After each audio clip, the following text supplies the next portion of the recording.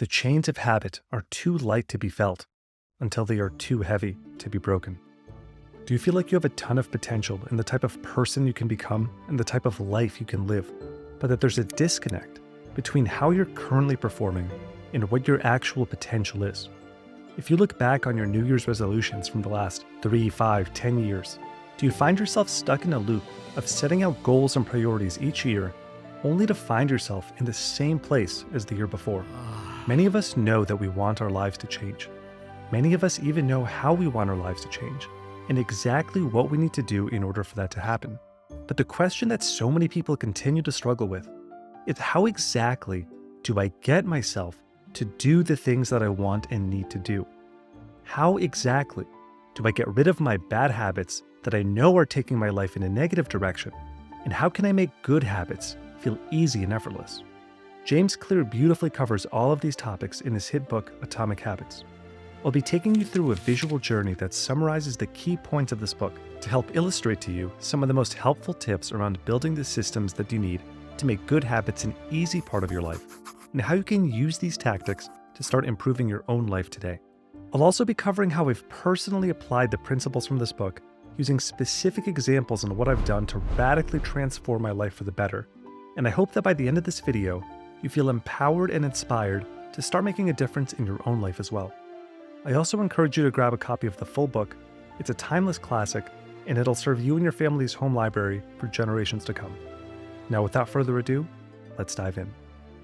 A tiny decision you make today will profoundly impact where you end up in 3 years. Imagine you're taking a flight from New York to San Francisco, and the plane is set to fly in a straight line. The pilot notices that the plane is tilted north a tiny bit, just 3 degrees. If you can imagine what a 3-degree tilt looks like, you know that this is barely perceptible to the human eye. But because it looks like such a small, inconsequential difference, the pilot takes off in that direction regardless. For the first 5 minutes of the flight, nobody would even notice. They probably won't notice for the first 15 minutes of the flight either. Maybe they wouldn't even notice for the first hour of the flight. But when you extrapolate that very tiny misdirection over the entire flight, once you get to the West Coast, you'll find that the plane has landed not even in the same state, and your dreams of mingling with the Silicon Valley elite have been crushed as you meander regretfully through the forests of Oregon. It seems comical to imagine, but this is exactly the way that small, daily decisions impact the trajectory of our lives. Every single time you make the decision, "Oh, I'll just make the right decision tomorrow, I want to relax today," you are veering that plane off course further and further. And the destination of where that plane lands, that is where your life will eventually end up, and you won't even notice until it's too late. Break through the illusion of massive action. Trust the boring 1% daily improvements. One of the reasons it's so difficult to get excited about making the small changes in your day that matter is because we naturally only find massive differences compared side by side to be sexy and exciting. For example, the goofy kid you went to high school with now showing up in the news as a multimillionaire.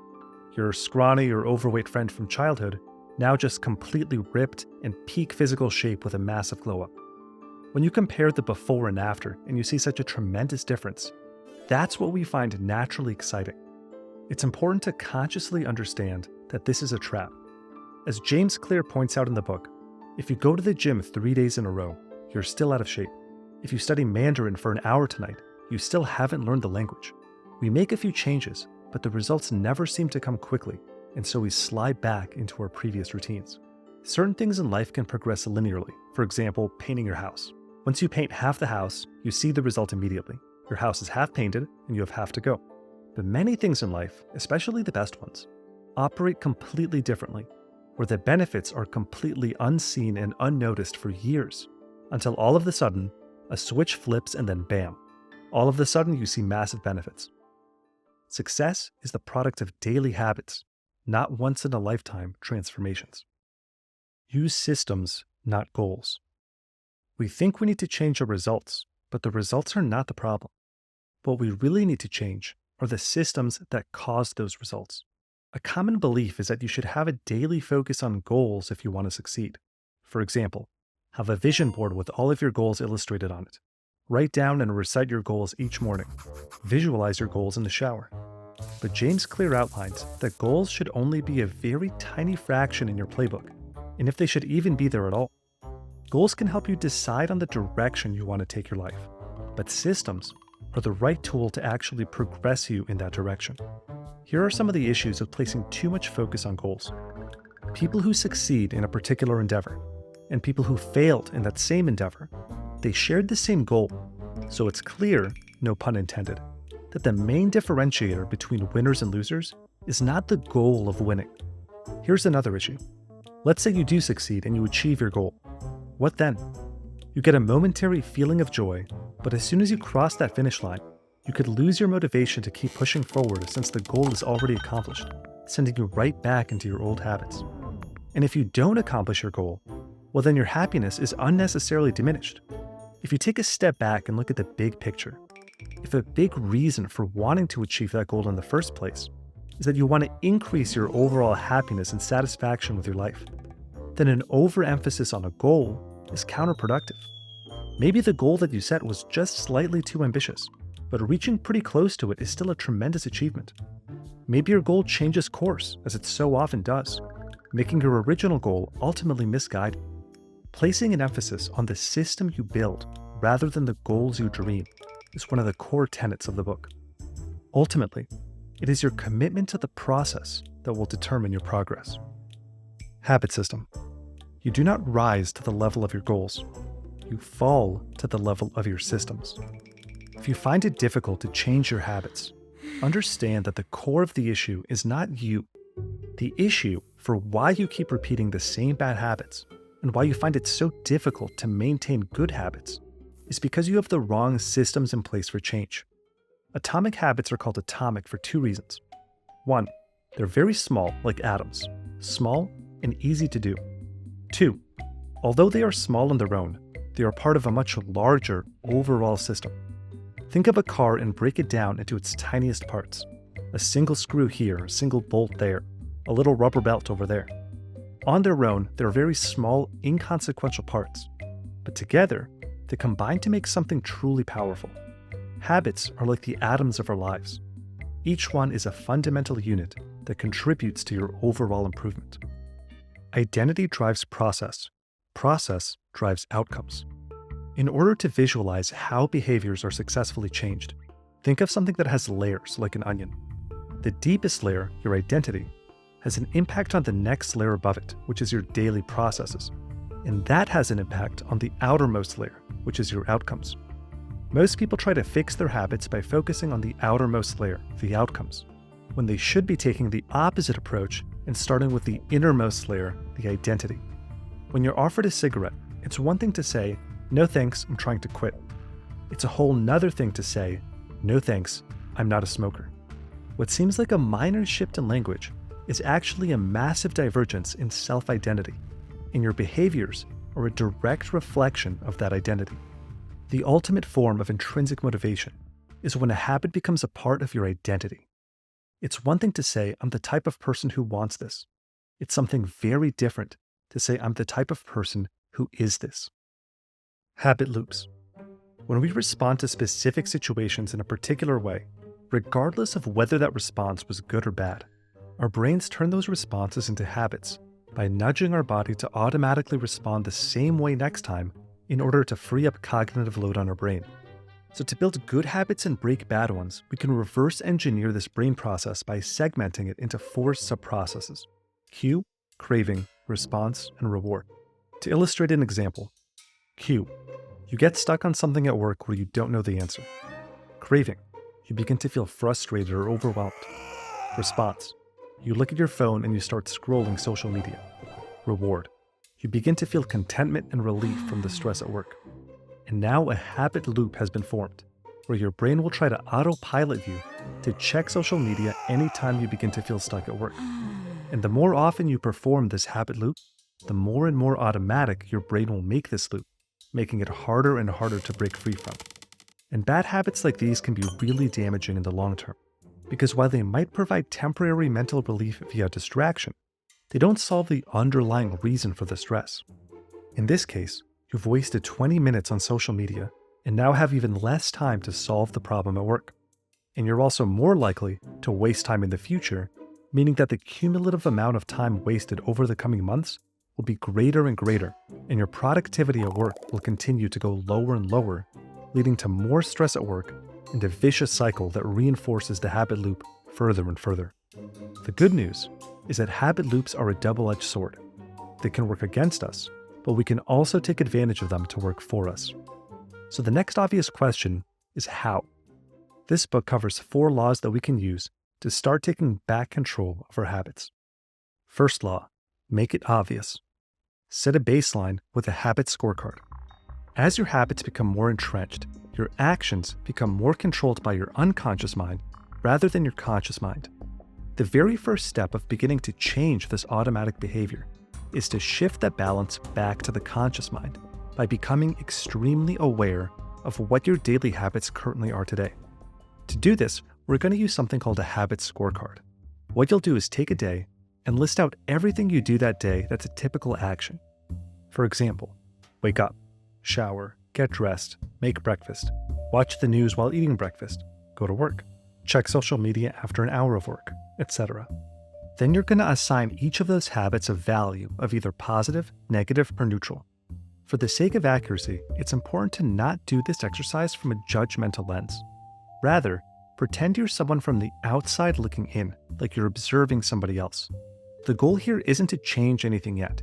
We just want to get an accurate baseline of what automatic behaviors are already ingrained within you. Until you make the unconscious conscious, it will direct your life and you will call it fate. Carl Jung. Get precise. Avoid being vague about your habit goals and get as specific as possible when setting them. Here are some examples. Bad example. I will start exercising more. Better example. I will do push-ups every day at lunchtime. Best example. After I close my laptop for lunch, I will do at least 10 push-ups at my desk. You want to follow the framework of, I will do this behavior at this time in this location. Many people think that they lack motivation when what they really lack is clarity. Use habit stacking. This is where that habit scorecard comes in. A huge portion of our actions each day are not conscious individual decisions we make. Rather, they are chain reactions of one action that triggered the next one, that triggered the next one, which triggered the next one, like a domino effect. For example, when you wake up, you might get the automatic urge to check your phone. After you open your phone, you might get the urge to open TikTok. After scrolling TikTok, you might get the urge to open Instagram. After you open Instagram, maybe you get up. After you get up, you might automatically walk to the bathroom and brush your teeth. Once you're done with that, you probably automatically reach for the towel to dry your hands. Very little conscious thought goes into these actions, and you're likely being driven mostly by autopilot in this hour-long segment of the day. So even though you have a cue craving response reward loop for each habit, the act of one habit can act as a cue for the next habit. So to take advantage of this phenomenon, we can train our mind and body to automatically get the urge to do a good habit by stacking it after a good or neutral habit that we already do. For example, if you already make coffee every single morning and you want to get more reading done in the morning instead of watching Netflix, you can make the following habit stack. After I make my coffee in the morning, I will sit at the table and do 15 minutes of reading while drinking my coffee. Over time, just like Pavlov's dog, as soon as you smell that morning coffee, your body will start getting the automatic urge to do some reading, because that's what your brain has been trained to believe is the next step of the day. No behavior happens in isolation. Each action becomes a cue that triggers the next behavior. Use the point and call technique. Once you've practiced a habit long enough and consistently enough, it becomes automatic. But when you're just starting out, getting yourself to do those good habits can be a challenge. So one trick that can make it easier to get yourself to do these new habits is to use the point and call technique. Here are some examples. Have you ever left the house and then 20 minutes later wondered, shoot, did I lock the door? Did I turn off the stove? The point and call method in this situation would be, before leaving the house, point at the stove and verbally say out loud, stove is off. Point at the door and verbally say out loud, door is locked. Similarly, if you've decided that you want to read at the table for 15 minutes while drinking your morning coffee, as soon as the coffee's ready, point at it and verbally say out loud, coffee is ready, now it's time to read for 15 minutes at the table. Point and calling is so effective because it raises the level of awareness from a non-conscious habit to a more conscious level. Environment is key. Our behavior and decisions are far more likely to be driven by our environment rather than motivation or conscious mind. Environment is the invisible hand that shapes human behavior. Our brains are constantly stimulated with visual cues that can set off different habit loops. And while motivation can help in the short term, it's definitely going to lose to environmental cues in the long term. Here's a few ways to use this phenomenon to your advantage. 1. Make the best choice also the easiest choice. If you want to drink more water, place bottles of water around the house where they're in easy reach. If you want to read more, place the book within easy reach of your desk or your bedside. The same goes for reducing bad habits. Make them inconvenient. Want to watch less TV? Place the remote inside of a box and place that box inside of a drawer. Getting distracted by your phone? Turn off the Wi-Fi in your phone and then put that phone away in a drawer. People often choose products not because of what they are, but because of where they are. 2. Exclusive relationships are not just for your spouse. They should also be for your environment. Make separate, distinct areas of your house or your apartment to be used for one task. The couch is for relaxing and watching TV only. The bed is for sleeping only. The desk is for getting work done only. If you mix and match the activities you do in these locations, your brain will have a tougher time getting into the zone because it won't have the habit cues to let it know, okay, now is the time to work, or now is the time to sleep. The author points out an interesting misconception that is all too prevalent in our culture, that people in our society who are struggling with issues like drug addiction and obesity lack self-control, and that the antidote is that they just need to become more disciplined. Whereas in reality, as the research he points out shows, disciplined people are better at structuring their lives in a way that does not require heroic willpower or self-control. The people with the best self-control are typically the ones who need to use it the least. Second law, make it attractive. Our brains are more likely to be tempted by behaviors that give us immediate pleasure rather than long-term satisfaction. Even though we're likely to be happier in the long run by getting into great shape, our brains are tempted by the salty crunch of potato chips or the perfectly contrasted crunch of an Oreo with its smooth and sweet filling, because those things give us an immediate pleasure response to our brains. We can again use this information to turn things back into our favor. Temptation bundling. Your brain is already craving certain behaviors, so teach it to crave the behaviors you want to turn into habits by bundling your current habits with the habits you want to form. For example, if you already crave watching TV and you want to get in better shape, move the TV to a room with a treadmill and make a rule that you can only watch TV while you're on the treadmill. If you already crave coffee and you want to read more, make a rule that whenever you start drinking coffee, you'll also read for 15 minutes while drinking the coffee. If you do this, here's what happens over time. Your brain will take the immediate pleasure feedback you get from the already enjoyable activities, and it will associate that pleasure feedback with a new behavior you're trying to enforce, leading you to eventually crave the new behavior as well. It's like the ultimate brain hacking, and it's wild that this works, but there's a ton of research that James Clear covers that proves that this does indeed work. Surround yourself with the right people. Have you ever heard the phrase, you're the average of the 5 people you spend the most time with? It turns out that this has an immense amount of truth to it. If you have an ultra-high level of ambition, you are far more likely to succeed in those ambitions if your level of interest is seen as normal by those around you, as opposed to being viewed as obsessed. Our friends and family provide a sort of invisible peer pressure that pulls us in their direction. Surround yourself with people who have the habits you want to have yourself. You'll rise together. If you want to be able to run a marathon, join a club that trains for marathon running. If you really want to become an entrepreneur, make a close circle of friends who are as equally motivated as you to do the same. The illusion of cravings. Human desires have been hardwired into our primal genetic instincts for thousands and thousands of years. They never change. What does change throughout the generations is our behaviors and habits to meet those desires. We have an ancient desire to find love and reproduce. In order to meet that desire, someone might have the habit of using Tinder. We have an ancient desire to connect and bond with others. To meet that desire, someone might have a habit of scrolling Facebook. We have an ancient desire to win social acceptance and approval. To meet that desire, someone might have a habit of posting on Instagram. As James Clear puts it, your habits are modern-day solutions to ancient desires. Becoming aware of this fact and surfacing this thought pattern from your unconscious mind to your conscious mind can help break these negative cycles. Reframe obligations into opportunities. Building hard-to-form habits is easier if you shift your mindset to view them in a more positive light. Rather than thinking, I have to exercise today, start thinking, I get to take another step toward looking ripped today. Rather than thinking, I have to clean the house, start thinking, I get to create a clean and organized environment that will make it so much easier to focus. While the change in mindset may feel forced at first, eventually it will become your brain's actual thought pattern. Third law, make it easy. How long does it take to form a habit? Asking how long it takes to form a habit is the wrong question. The right question is how frequently should I do something to form a habit? Neuroscientists have shown that the more frequently you perform a habit, the deeper that particular neural circuit gets activated and the more ingrained into your behavior it becomes. If two identical people perform an identical task for 8 hours a month, person A spends 4 hours on it 2 days a month, while person B spends 15 minutes on it every single day for a month. Person B will be far more effective at it, they'll be more efficient at it, and the task will be far more automatic for them in their daily lives. Habits form based on frequency, not time. Make starting as easy as possible.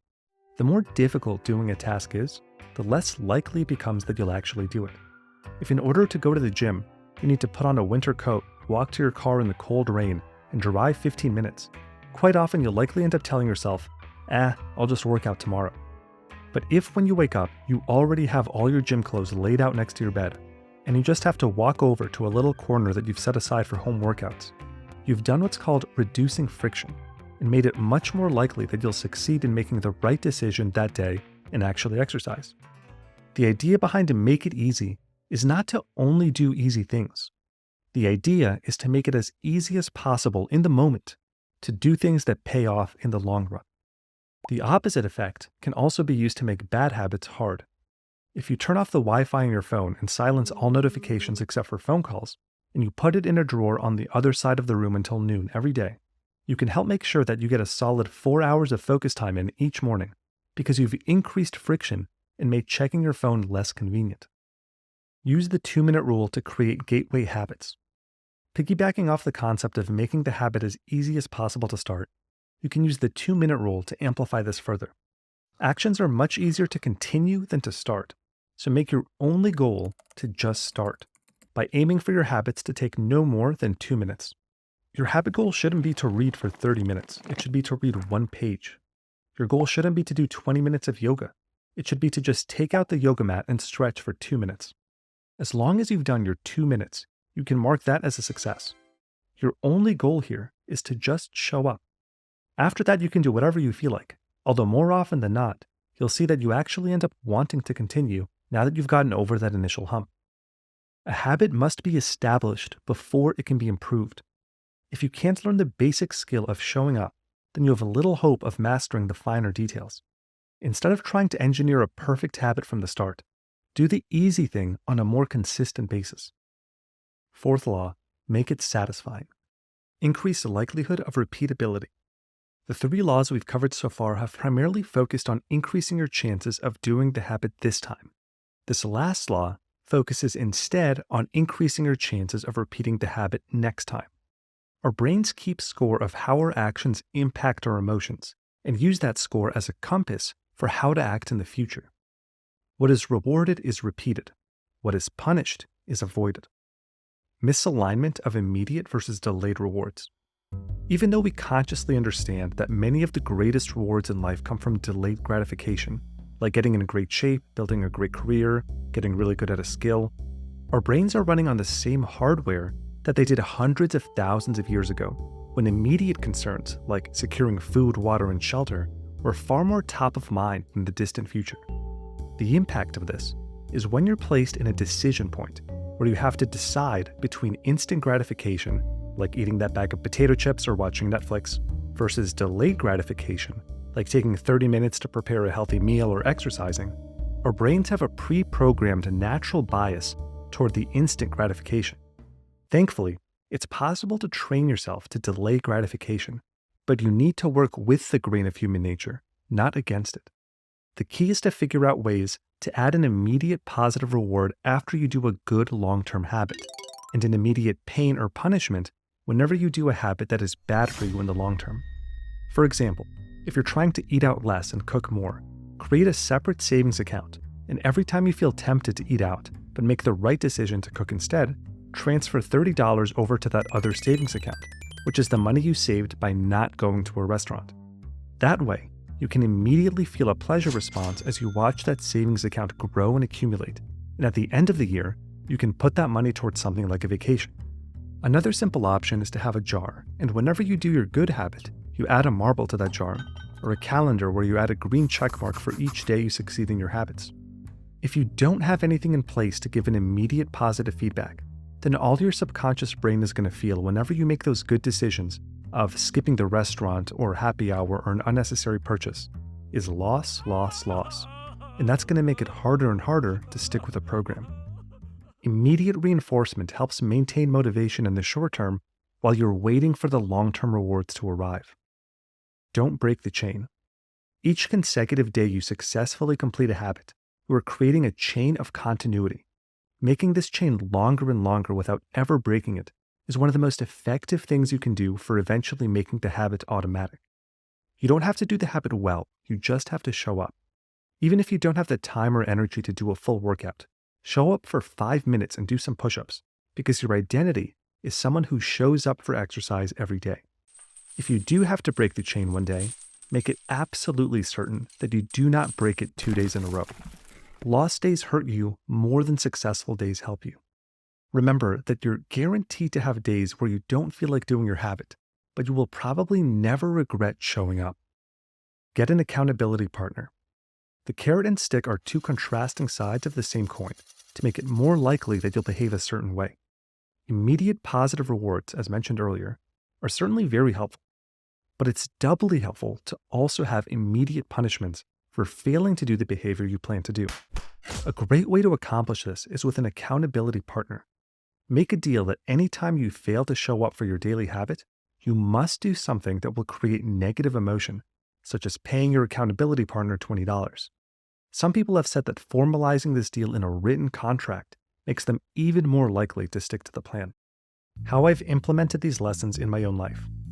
As with any good information, it's only useful if you actually put it into practice. So I've been tracking how I've actually put these lessons to use to avoid falling into the trap of reading self-development as another form of procrastination. The good habit that I wanted to develop was to be more productive in the mornings. The bad habit that I wanted to reduce was how much time I spent getting distracted by social media. So the first thing I did was set a baseline of my already existing habits by completing a habit scorecard. This was key because I could find existing habits that I could stack my new habits with. So I saw that every morning I already had a pretty consistent routine. Wake up, shower, brush my teeth, make breakfast and coffee, sit at my desk, and then watch Netflix or anime on my laptop while eating breakfast. The problem is I would typically waste hours in the morning because one episode turns into 2 episodes, which turns into browsing the news, and it eventually led to losing 3 to 4 hours each morning, which is unfortunate because that's when I'm at my most rested and creative state. So to habit stack, I pasted a big sticky note right on my desk of what my desired habit stack was in the morning to make it as easy to remember and stick to as possible. 1. After I sit down at my desk, I will turn on some light jazz music to get myself into a relaxed mood. 2. After I turn on the soft jazz music, I set a 20-minute timer on my Apple Watch. This is how long I've allocated to myself to eat breakfast and do the next task in my habit stack, which is 3.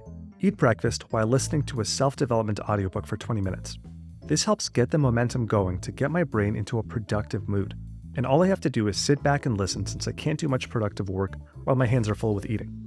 4. After the 20-minute timer goes off and I'm done with my breakfast, I click the button on my desk to turn it into a standing desk to help reduce the risk of me leaning back and getting tempted to do something relaxing like watching Netflix. 5. After my desk goes into standing mode, I sip my coffee and spend at least 5 minutes tackling the first thing on my to-do list for the day. When forming this habit stack, I took into account the following principles. I already enjoyed eating breakfast, so I used temptation bundling to pair it with reading to teach my brain that I also enjoy reading, or in my case, listening to audiobooks. There's few things I love more than my morning coffee, so I again use temptation bundling to pair it with starting my to-do list, to teach my brain that I also love getting started on my to-do list. As I go through the 5-step habit stack I outlined a minute ago, It sounds silly, but I actually use point and calling to verbally call out each step as I do it to further help imprint it into my mind. To make my environment as much of my ally as possible, I make sure to spend 15 minutes the night before making sure that my office is as clean and tidy as possible, with everything put away in its place and as few things as possible visible to reduce every potential cue for distraction that could throw my habit stack off track. To reduce as many potential innate cravings as possible, like sleepiness, hunger, and thirst, I make sure to go to bed at a reasonable hour each night, drink 20 ounces of water first thing in the morning, and make sure my breakfast is well balanced so I can stay easily focused for hours. To motivate myself in the early stages of this habit stack until it becomes automatic, I would have put myself up and say, I don't have to get to work and avoid TV. I get to do some cool brain hacking to turn myself into a productivity machine. To make it as easy as possible to start, I considered it a win as long as I just spent the first 15 minutes of the day working on my to-do list while I drank my coffee. Regardless of what I did after that, as long as the first 15 minutes were used correctly, it was a win in my book. To make it satisfying, I've actually already been tracking my daily habit successes since 2016, but I modified the tracker a little bit in the following ways. I updated the productive morning habit to be a full win as long as I just spent the first 15 minutes productively.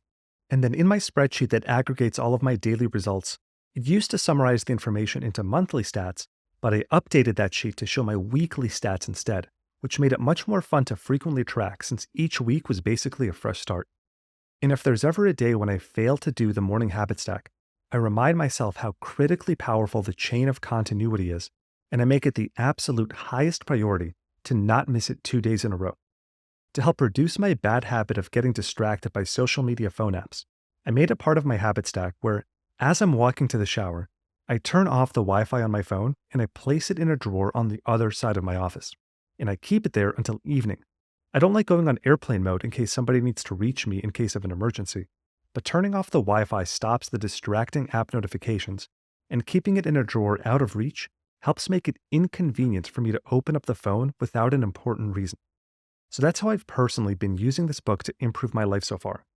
Of course, this video is only a brief summary of the book, and James Clear goes into a ton more detail with examples, studies, and stories that could help these principles resonate more with you, as well as some advanced techniques that I didn't cover in this video that are super insightful. So I highly encourage you to purchase the book. You won't regret it. It's easily on my list of top 5 most impactful books. All right, really quick, if you want to be able to easily refer back to these concepts, I want to send you this mind map that you saw in the video completely for free. Just click the link in the description and I'll happily send it to you. And if you already subscribed to my newsletter, this mind map should already be sitting in your inbox. And if you enjoyed this video and you want to see more like it, please give this video a like and subscribe to support the channel. Thank you again so much for watching. Good luck in your adventure, and I'll see you in the next one.